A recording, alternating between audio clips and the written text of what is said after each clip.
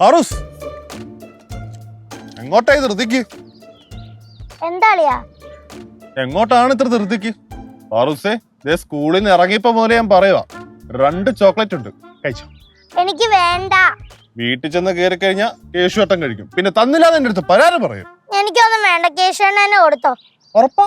ഉറപ്പാ. ഇത് വിഷയമാണല്ലോ.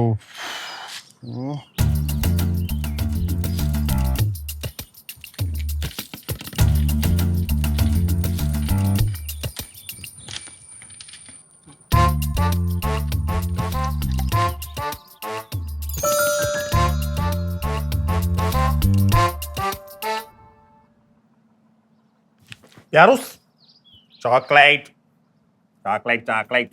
ഒന്ന് പോകുന്നുണ്ടാളിയാ?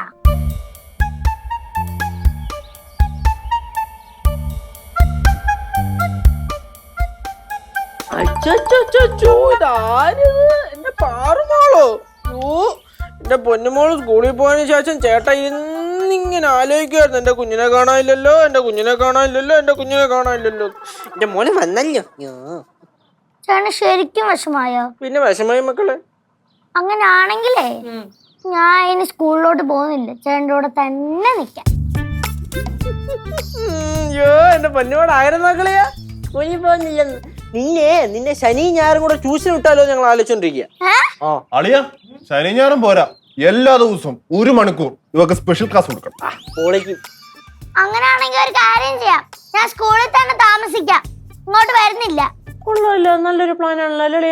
നല്ല ഐഡിയ. ഞാൻ പോയി സംസാരിക്കട്ടെ? ചേട്ടാ, ഞാൻ ചേട്ടന്റെ കുഞ്ഞനിയത്തിയാ, കുറച്ചെങ്കിലും സ്നേഹം വേണം. തന്നെ മക്കളെ തന്നെ, നീ എന്റെ കുഞ്ഞനീത്തിയാണ്.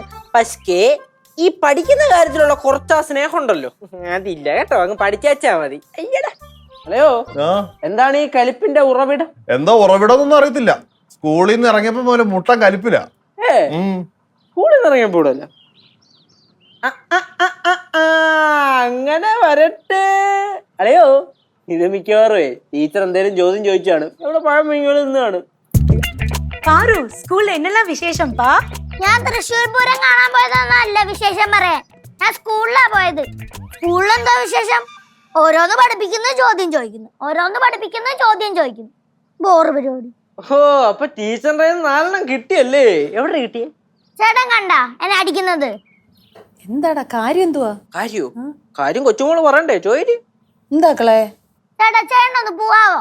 ഞാൻ പോവാനോ? ഞാൻ ഇവിടെ പോയി. ഞാൻ എന്ത് തളയ എന്ത് തളയത്?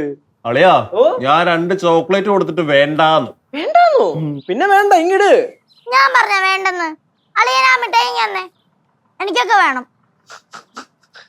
മകളെ ഒരു കാര്യം ചെയ്യാത്ത എന്നിട്ടേ കുളിച്ചിറങ്ങിട്ട് വെള്ളം തിന്ന്, എന്നിട്ട് ഹോംവർക്ക് ചെയ്യാൻ നോക്കും. അതൊക്കെ ഞാൻ രാത്രി ചെയ്തോളാം. രാത്രി ചെയ്താൽ പോരാ, ലച്ചേച്ചിയുടെ സ്പെഷ്യൽ ഓർഡർ ഉണ്ടേക്കരെ. നീ വന്ന് ഫുഡ് കഴിച്ചതിന് ശേഷം 1 മണിക്കൂർ ഹോംവർക്ക് ആയിട്ട് നിന്നെ ഫ്രീ ആയിട്ട് വിട്ടാൽ മതിയെന്ന്. ഒരു തരത്തിലും ജീവിക്കാൻ സമ്മതിക്കൂല അല്ലേ? കുറച്ച് കഴിയുമ്പോഴേ നല്ലൊരു തരത്തിൽ ജീവിക്കണ്ടേ, അതിനു വേണ്ടിയാണ് ഈ പറയണത് കേട്ടാ. അതൊക്കെ എന്റെ കൊച്ചു പഠിച്ചോളൂ. മക്കള് വാ വാ, എന്റെ പൊന്നോളൂ. വാ, നമുക്ക് ഡ്രസ്സൊക്കെ മാറി പഠിക്കാം. പിടിച്ച് എനിക്ക് ഇത്രയും കൊല്ലമായിട്ട് മനസ്സിലാവാത്ത ഇതാണ്. അതായത് ഈ അച്ഛനമ്മമാരായിരിക്കുന്ന സമയത്ത് അവര് പിള്ളേരെന്തായാലും ചെറിയ തെറ്റ് ചെയ്താലോ അല്ലെങ്കിൽ പഠിക്കാന്നില്ലെങ്കിലോ ഭയങ്കരമായിട്ട് വഴക്ക് പറയും, പറഞ്ഞല്ലേ?